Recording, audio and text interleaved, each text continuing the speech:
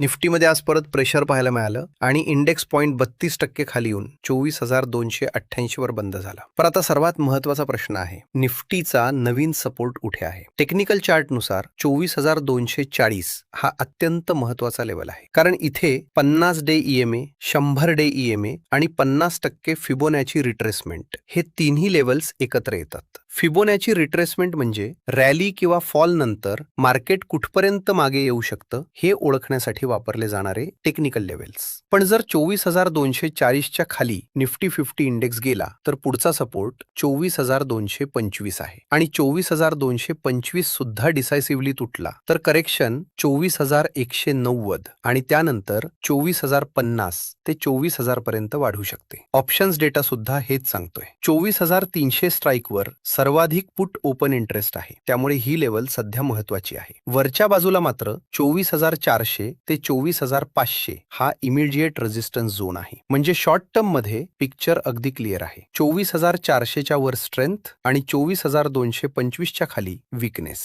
पण एक इंटरेस्टिंग गोष्ट आज दिसली, ती म्हणजे स्मॉल कॅप इंडेक्स आजही पॉझिटिव्ह होता. पण आता प्रश्न आहे, स्मॉल कॅप अजून किती वर जाऊ शकतो? यावर मी एक डिटेल्ड व्हिडिओ केला आहे, त्याची लिंक खाली देत आहे, नक्की बघा आणि कमेंट करून व्हिडिओ कसा वाटला ते सुद्धा सांगा.